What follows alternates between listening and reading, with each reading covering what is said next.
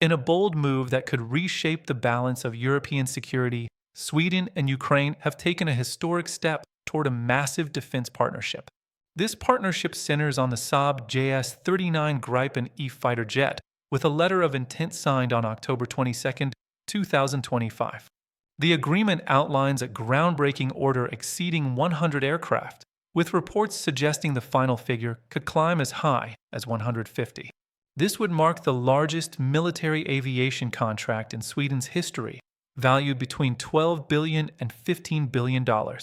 The agreement underscores Stockholm's unwavering commitment to reinforcing Ukraine's defense for the long haul as the war grinds on. The scale of the project is monumental, representing for Kyiv far more than a purchase.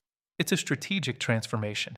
The Gripen E would anchor a new air fleet of roughly 250 modern fighters, standing alongside Western aircraft like the F-16 and France's Rafale. This diverse lineup would gradually replace Ukraine's Soviet-era jets and help establish long-term air dominance.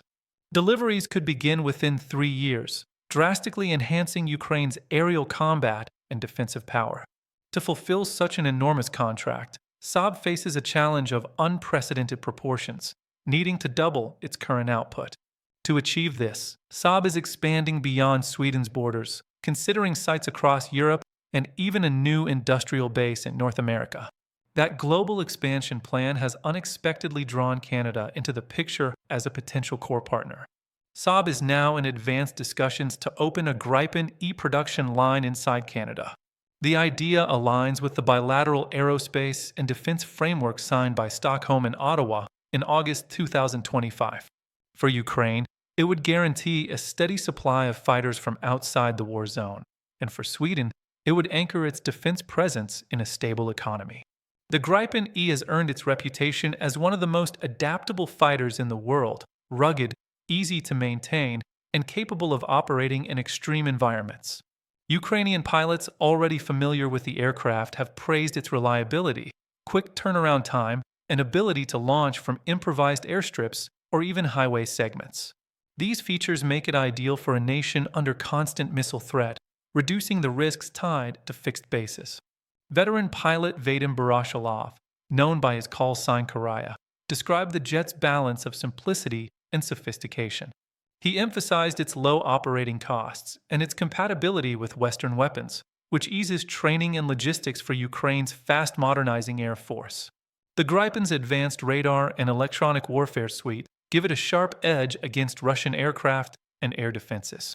Financing the deal poses its own set of hurdles, but Sweden has stepped forward with creative solutions. Stockholm is weighing the use of state-backed export credits while also urging its European Union partners to employ frozen Russian central bank assets. These assets, worth an estimated 200 billion euros, could cover part of the costs, making Russia's own frozen wealth pay for Ukraine's defense. Meanwhile, Sweden has already pledged 40 billion kronor for 2026 and another 40 billion for 2027 as part of its ongoing military aid to Kyiv. 16 European countries, the so-called Coalition of the Willing, are also expected to contribute. If Saab proceeds with its Canadian expansion, the impact on North America's aerospace industry could be profound. The Swedish company is in negotiations with Bombardier to form a joint venture that would establish a new fighter jet factory, potentially in Toronto, Dorval, or an entirely new site. Saab already uses Bombardier's Global 6500 airframe for its GlobalEye early warning aircraft, giving the two firms a strong foundation to build upon. Canadian Industry Minister Melanie Joly confirmed discussions were underway at the Canadian Aerospace Summit on October 29, 2025. She expressed strong governmental backing for the project, describing it as a generational opportunity for Canada's aerospace workforce.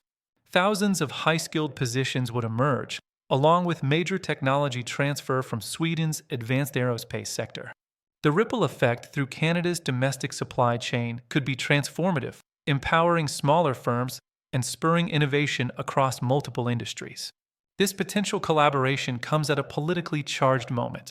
In early 2025, Prime Minister Mark Carney's administration reopened the file on Canada's 2022 decision to acquire 88 F-35 fighters from Lockheed Martin.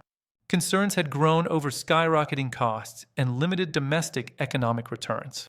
The Saab Bombardier proposal offered an alternative vision, one that combined lower operational expenses with local production and true technological sovereignty.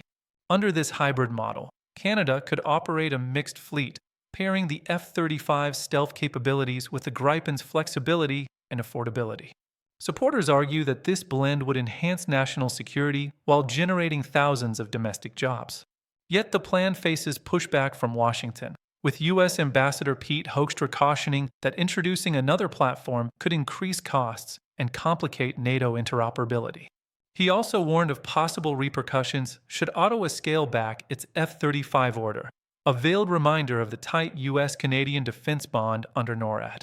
Ottawa now stands at a crossroads between alliance loyalty and industrial independence. Accepting Saab's offer would be a bold signal, a declaration that Canada seeks to diversify its defense partnerships and reclaim control over its aerospace manufacturing. The potential fallout with Washington would require delicate diplomacy, as any perceived shift could affect intelligence cooperation and continental defense coordination. Despite these risks, the benefits of a Sweden-Canada partnership remain substantial. The Gripen E collaboration would become the centerpiece of the August 2025 Strategic Aerospace Agreement, evolving the bilateral relationship from cordial friendship to full-scale industrial alliance. Saab's Canadian branch president, Simon Carroll, has already expressed the company's long-term vision of building and assembling more aircraft domestically, securing Canada's place in the global defense market for decades. This vast network of deals, spanning Ukraine, Sweden, and Canada, carries implications far beyond aviation. For Ukraine, the Gripen Agreement is a lifeline, an investment in survival and sovereignty. For Sweden, it's a gateway to a new era of global influence and industrial strength. And for Canada, it could redefine its 21st century identity, not merely as a buyer of weapons, but as a producer, innovator, and defender of democratic resilience. At its heart, this evolving partnership sends a powerful message. The future of air defense may no longer belong solely to superpowers. Through cooperation, strategy, and technological ingenuity, middle powers can shape the world's security architecture. This ensures that freedom in the skies is built not by dominance, but by collaboration,